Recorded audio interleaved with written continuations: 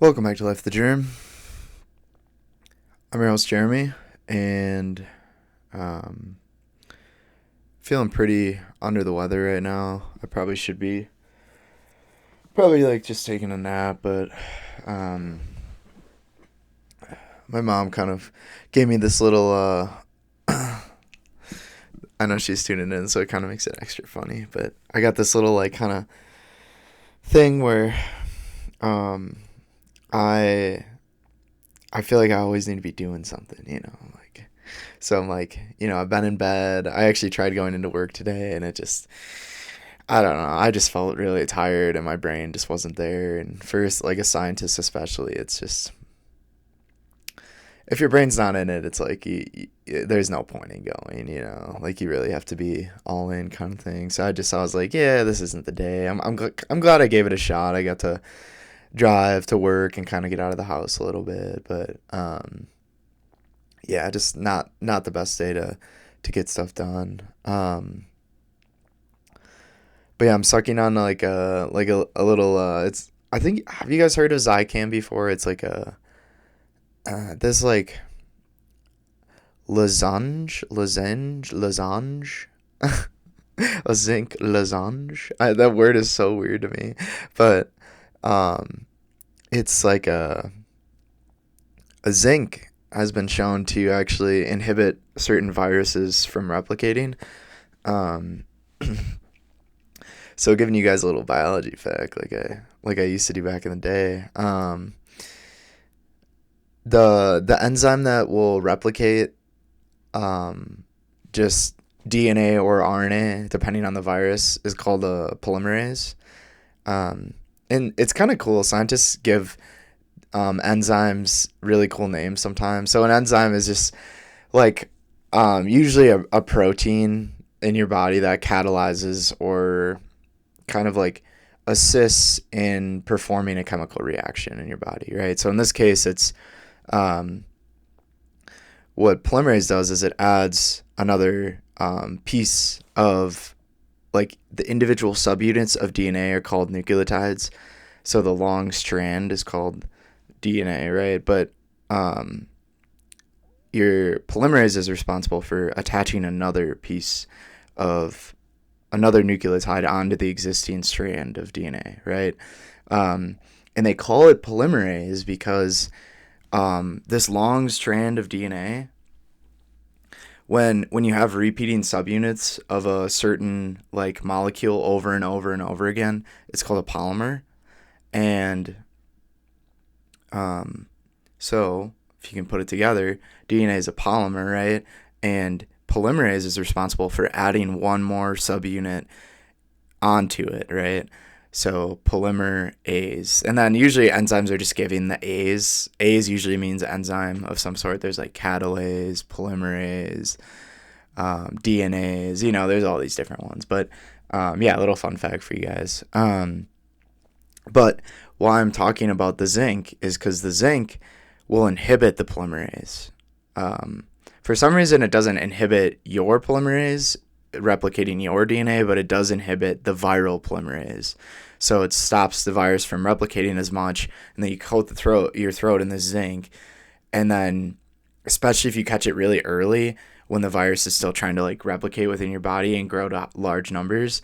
Um, by having the zinc inhibit the polymerase, it slows down viral replication, right? Which slows down viral infection, which then just gives your body, X amount of time to hopefully like get your immune system on it to take it out. So I've just been like sucking on the zinc with hopes that like it only works for a couple viruses, like I think SARS-CoV-2, rhinovirus, and then flu. I just looked up. I think those three are like the big ones.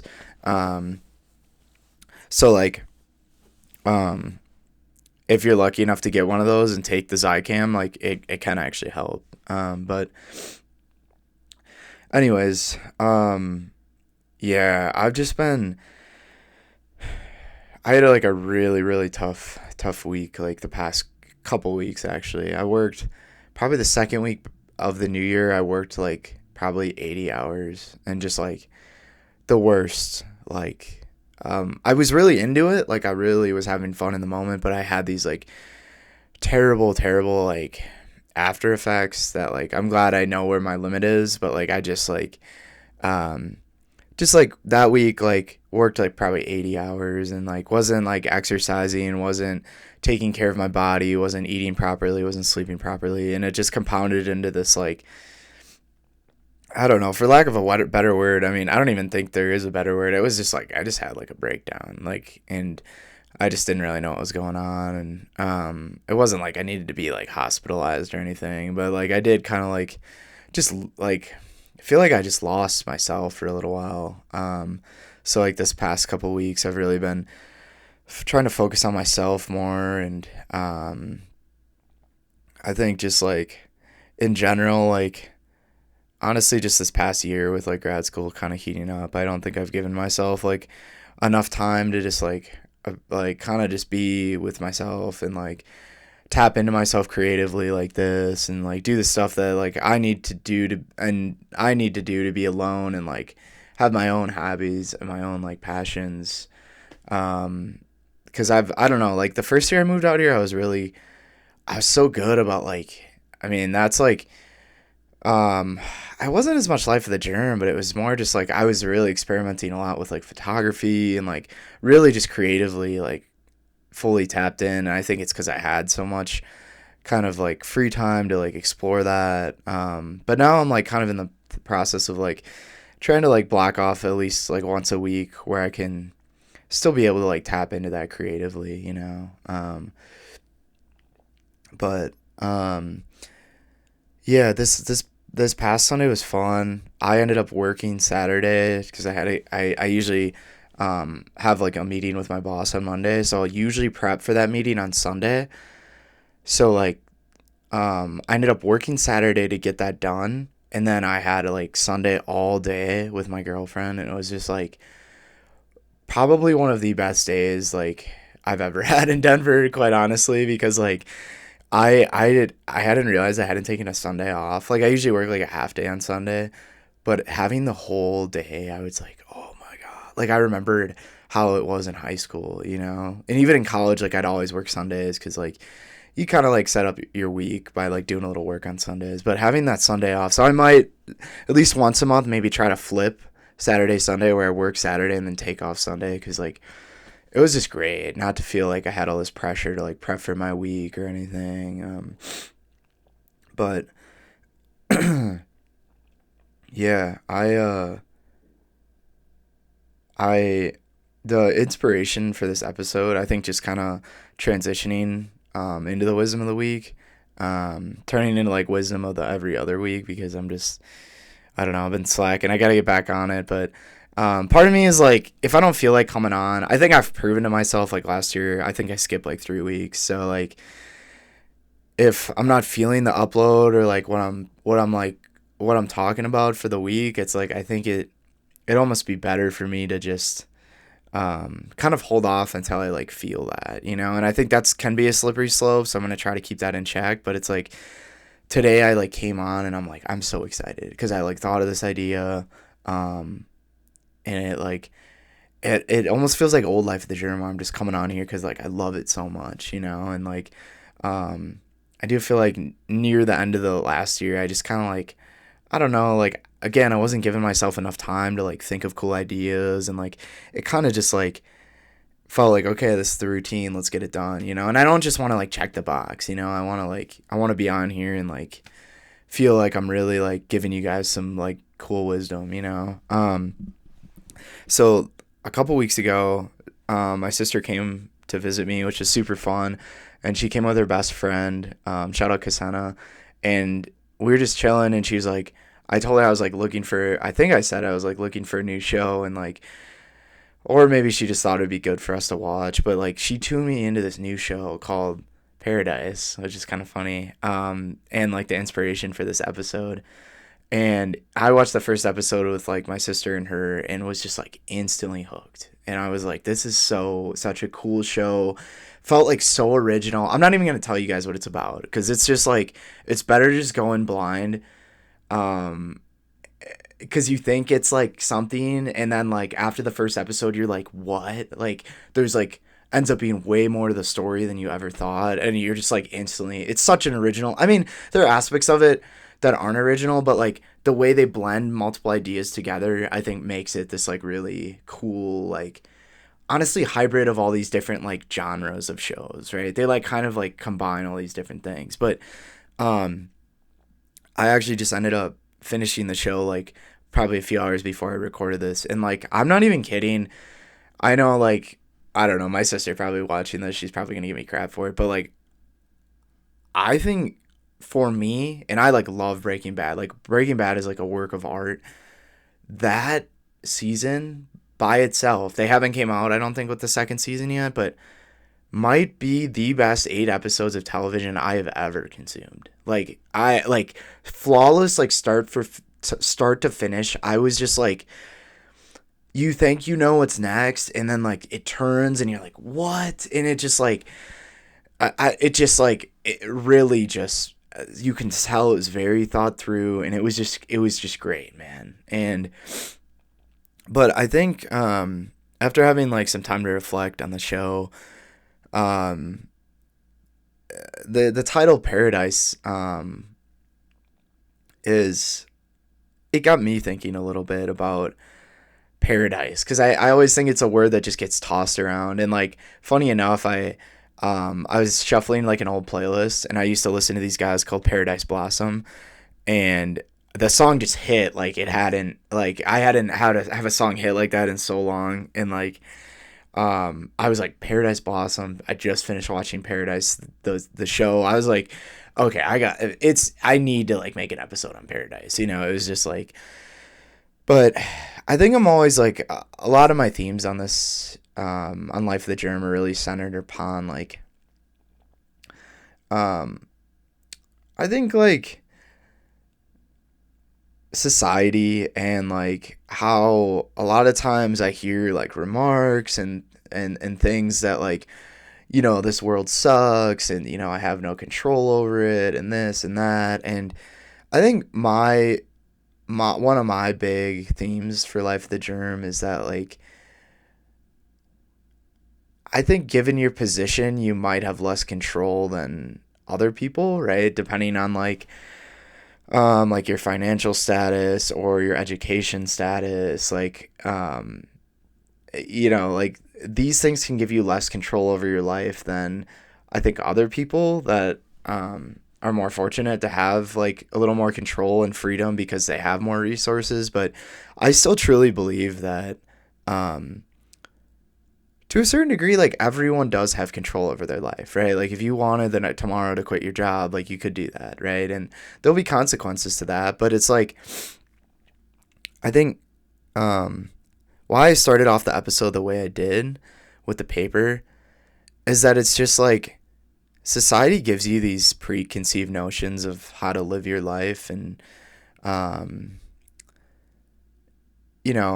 what the next steps are and what you should be doing and how your career should look, and how much money you should be making, and this and that, and blah blah blah blah.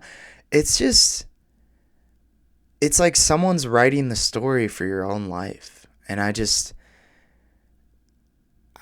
something about that is just so sick to me. And I like, there's so many people that I, bump into on the side of the street and this, and then it's just like, you talk to them, and it's just like,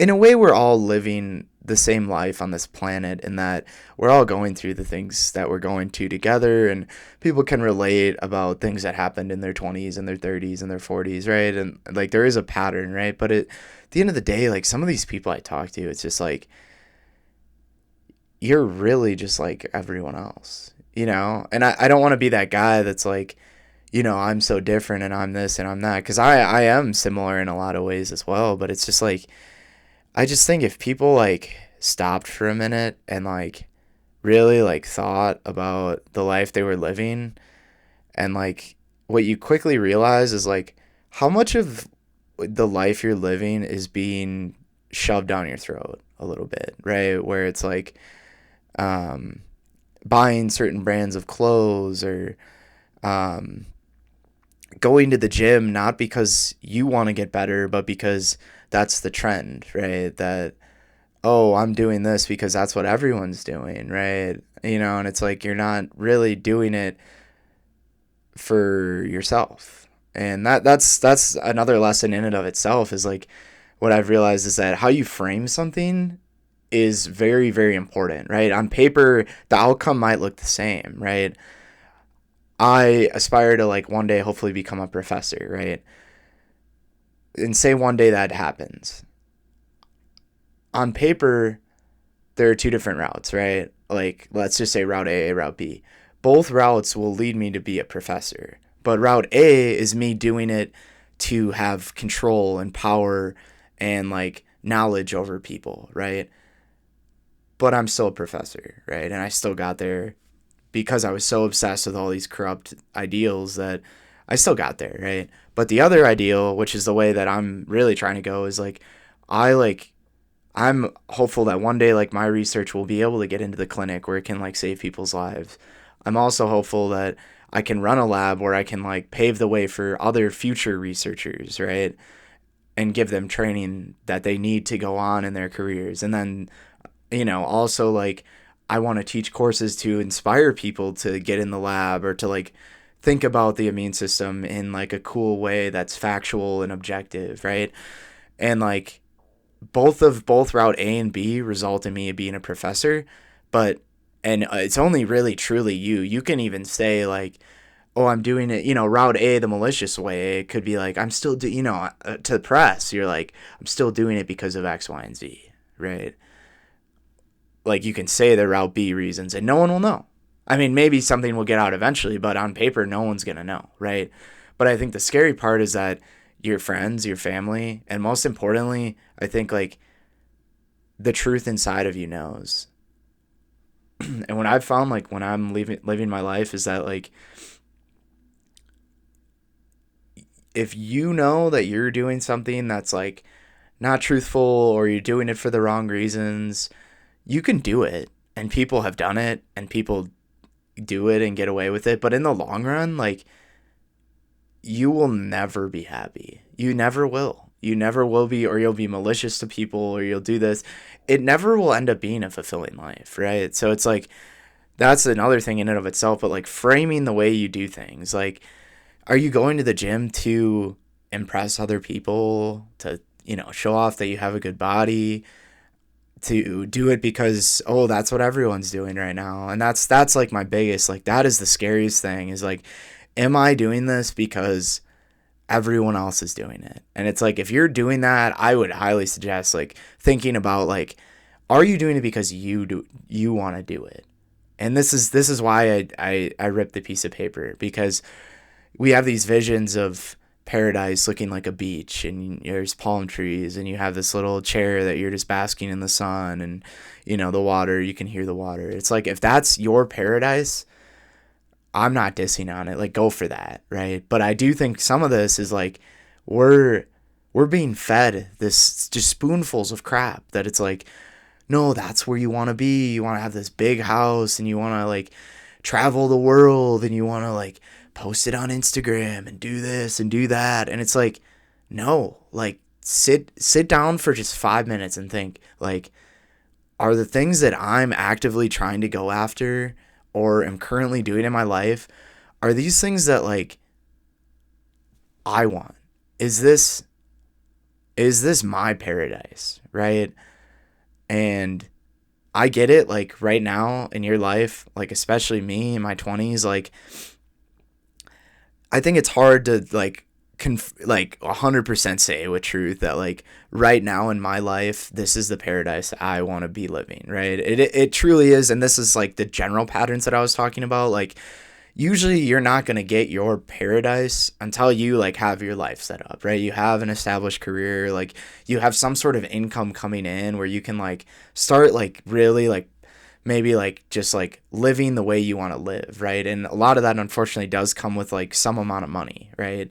To get you the freedom to design your paradise, right? But at the same time, I'm thinking like in my 20s, like yeah, I don't have it fully made, but like what are the things that I like that are my paradise now, right? For this moment. And maybe it's temporary and it's like, yeah, it's not endgame. Like, I think working, as a graduate student, making like what I make, that like, that's not endgame, right? But like for my life now, like this is my paradise because while I don't make a lot of money, like I get to go in there and do like exactly the research that I want to do that I've like it is like my number one passion, and like I just like I went in today and like my brain wasn't working and I was mad, not because like I wasn't like, yes, a day off of work. I was mad because like I couldn't like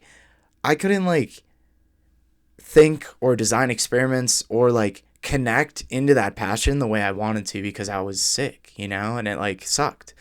So like right now, today, especially with this sickness, like this isn't my paradise. But like really like think about what are the things like down the road when you're, 50, 40, 50, 60, like what are those soft things that you want? Like, do you want a house? Do you want to just live in a tent, but you're like traveling the world or like going camping and like, like I don't know, don't just like frame your mind to be this one dimensional thing where it's like, big house, wife, kids, and I get all these toys, I get my boat, I get this, I get that, and that's life. Like, if that's the life you want to live it. Like, I'm not dissing that, but I do want you, like, question your frame of reference. Like, are you wanting all those things because, and it's so hard because we've been fed all this for our entire lives. Like, it's hard to distinguish, like, is this me wanting it or is it like this, like, part of it is this, like, capitalistic, like, ideals and selfishness that just gets spoon fed your entire life, right? And,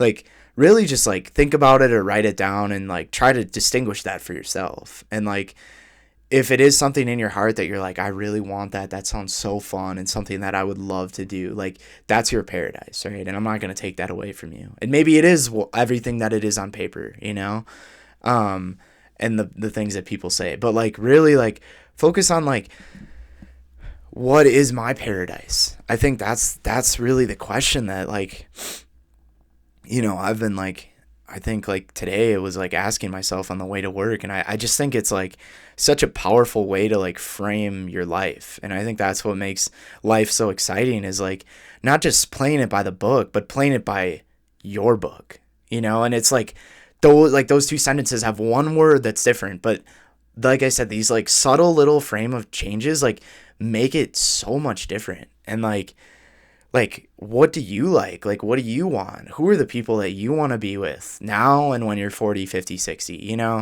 And then finally, like, are those realistic, right? Like, sure, like I'm in Denver now doing what I love and I get to look at the mountains every day, right? And I have a few friends out here that I really like truly love. But like also like I have a lot of friends in Wisconsin that I also really love, right? And of course, like my ideal paradise would be that right now, like I would be able to tap into not only the people that I love here, but also back home. But it's like, that's not the way the cookie crumbled, right? And it's like, I can have this theoretical paradise when I'm 40 or 50 that like, I live in a suburb. This is my paradise now, is that I like what I'm envisioning for myself, not something that I've been spoon fed, but something that I want. Like I'm with my wife, I have a house, I live in like suburbia, Wisconsin, right? And I live in like a cul-de-sac and then all my neighbors are my friends, right? Like that would just be like, what? Like that is my paradise, right? And it's just like, honestly, the location doesn't even matter as much. Just envisioning a cul-de-sac or a neighborhood where everyone is my friend, like, and someone that I love, like, is just, that would be insane to me, and I'm like, oh, go, my kids go and like play with my best friend down the street's kids, it's just like, I mean, that would just be, I can't even describe how that would be, but it's like, is that realistic? And I don't think it's realistic to think that I can have all my friends on the neighborhood, but like I do think a realistic goal for my paradise would be like, could I communicate maybe with a friend and like we get a house down the road from each other or even next door? Like I don't think that's unrealistic. I mean, I still think it would take a tremendous amount of coordination, but like that is something that would be realistic. And like obviously I want all my friends in that neighborhood, but like the odds of that actually happening, like that becomes very, very improbable that all those timelines match, you know? Um, so it's like defining those, right? Like what do you want now? What do you already have now that's like your paradise? What are you hoping to get now in the future that's your paradise, but you're still content with like the paradise you have now? And then what are you hoping like end game when you're, I always imagine myself like 50 or 60, ideally like my kids, have gone to college and like, or doing something they love. I mean, not necessarily college maybe, but like, and I'm just in like a rocking chair or swing, like on my little like, my patio. Right. And I don't like, maybe I'm holding like my wife's hand, or honestly, the way I envision it is just like I'm just by myself. Like maybe my wife is out of the house or something, and I'm just like, just kind of rocking, and I'm in this like really dead street that's like not busy at all, and I'm just like not even like reading on my phone, doing anything, and it's just like a sunset, and I'm just like thinking, you know, and it's just like when I'm in that moment, what what will that look like? What will be the things I have, the things I've done, what I still want to do? And I would argue that that's like a big reason why you live, is that like, I think the question of tomorrow, right? The gamble for what tomorrow is going to look like. I mean, that is just unreal. So I know that was pretty deep, but um, just like, yeah, just think about it, because I think it's worth a 5 minute thought of just thinking about how that might look for you, because like that's got to be the best thing in the world, right? Is to feel that way. So thank you for tuning into Life of the Germ. I hope you enjoyed this episode, and I'll catch you in the next one.